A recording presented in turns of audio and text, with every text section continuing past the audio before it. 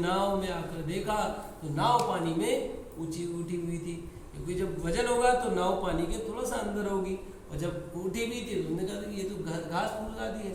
तो मूर्छित होकर गिर पड़ा और विलाप करने लगा। उसका दामाद आया और उसको पानी डाला, छिड़का, और जब मूर्छा से उठा तो दामाद ने कहा ये जरूर दंडी का श्राप है, उनके पास चलते तो तुरंत कोई ना कोई उपाय जरूर निकलेगा। दोनों लोग गए, साधु और उसका दामाद, और क्षमा प्रार्थना की, हे साधु बाबा, हे भगवान, आपकी माया से जो है प्रेरित तो ब्रह्मादि देवता भी आपको नहीं समझ सके, तो हम तुच्छ प्राणी कहाँ से हैं, हमारी क्या सत्ता है।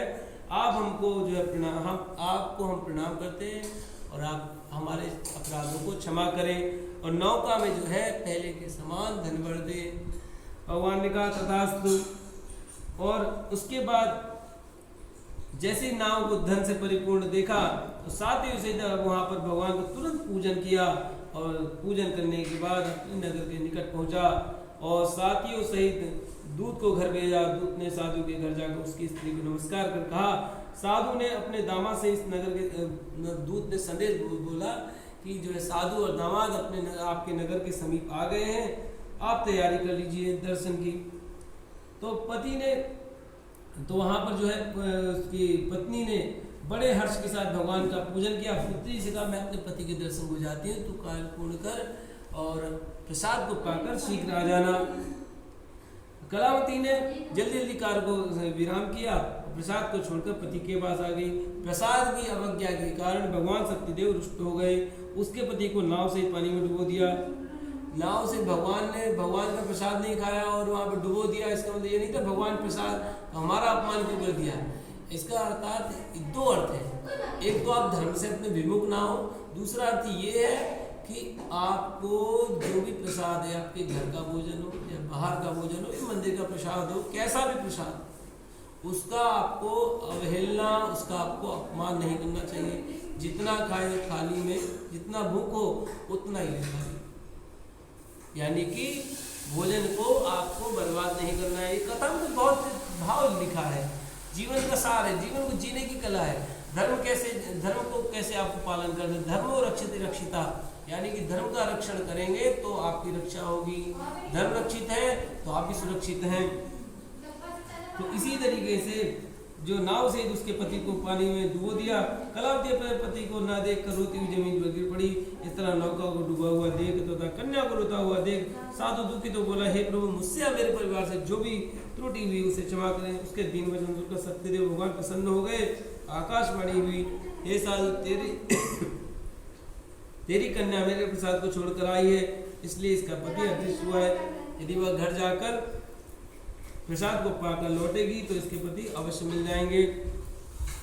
ऐसी आकाशवाणी सुनकर कलावती अपने घर को पहुंचकर प्रसाद पाया, फिर आकर पति के दर्शन किए। तत्पश्चात साधु ने बंधु बांधव से सत्यदेव भगवान का पूजन किया और उस दिन से वह प्रत्येक पूर्णिमा को सत्यदेव भगवान का पूजन करने लगा और अंत में सभी सुख को भोगकर मोक्ष को प्राप्त हुआ। जय जय श्री रेवा खंडे सत्यनारायण कथायां चतुर्थोध्याय। सत्यदेवार्पणमस्तु। सत्यदेव भगवान की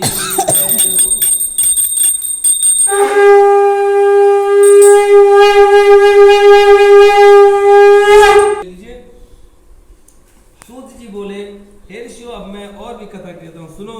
प्रजापालन में लिंग तुंगध्वज नाम का एक राजा था। उसने भी भगवान के साथ जाकर बहुत दुख पाया। एक समय वन में जाकर पशुओं को मारकर बढ़ के नीचे आया।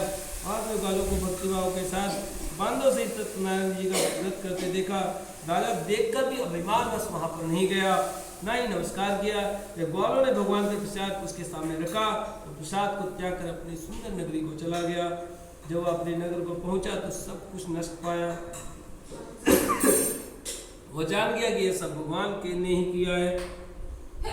तब वह विश्वास कर ग्वालों के समीप गया और विधि पूर्वक पूजन का प्रसाद पाया। सत्यदेव की कृपा से पहले जैसा था वैसा ही हो गया। फिर दीर्घ काल तक सुख भोग कर मरने पर मोक्ष को प्राप्त हुआ। जो मनुष्य परम दुर्लभ व्रत कर गया, भगवान की कृपा से उसे धन दाना प्राप्ति होती है तथा सभी मनोरथ पूर्ण होते हैं। अंत में वैकुंठ धाम को वह व्यक्ति प्राप्त होता है। वह जीव जो है अंत में मोक्ष को प्राप्त होता है। और जिन्होंने पहले इस व्रत को किया और उनके दूसरे जन्म की कथा कहता हूँ, सुनो। वृद्ध सदानंद नाम ब्राह्मण ने सुदामा का जन्म लेकर मोक्ष को पाया। उनका नाम के राजा दशरथ होकर बैकुंठ को प्राप्त हुए। साधु नाम के वैश्य ने मोरोध्वज बनकर अपने पुत्र को आरे से चीर कर मोक्ष को प्राप्त किया। महाराज तुंगध्वज ने स्वयं होकर भगवान में भक्ति कर्म कर मोक्ष को प्राप्त किया। जो भी इस कथा को सुनता है, सुनाता है, करवाता है, जो भी कथा का आयोजन करवाता है, भगवान उसके घर में सभी प्रकार की सुख समृद्धि नानादि को जो है सभी प्रकार की सात्विक ऊर्जाएं उसके घर में समाहित होती हैं। जय जय श्री रेवाखंडे सत्यनारायण व्रत कथायाम पंचमोध्याय सत्यदेवार्पणमस्तु। बोलो सत्यनारायण भगवान की जय हो।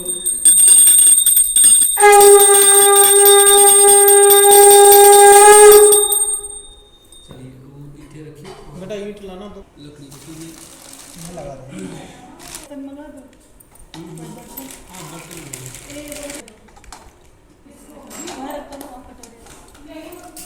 गर्म हो ना बेटा, इसी में डाल लेते ना। हाँ, अलग अलग क्या करेंगे बड़ा आराम से गर्म जो पच जाएगा वो अलग बर्तन में गर्म है ऑलरेडी। हाँ उसी पर रख लो।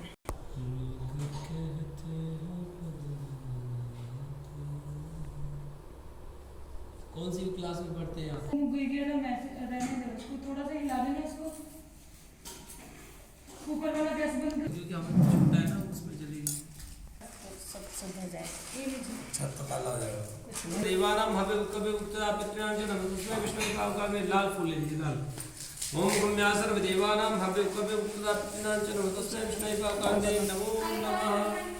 ध्यान रखिए, आप अच्छे पुष्प ले लीजिए, अच्छे से बैठो, अच्छे से।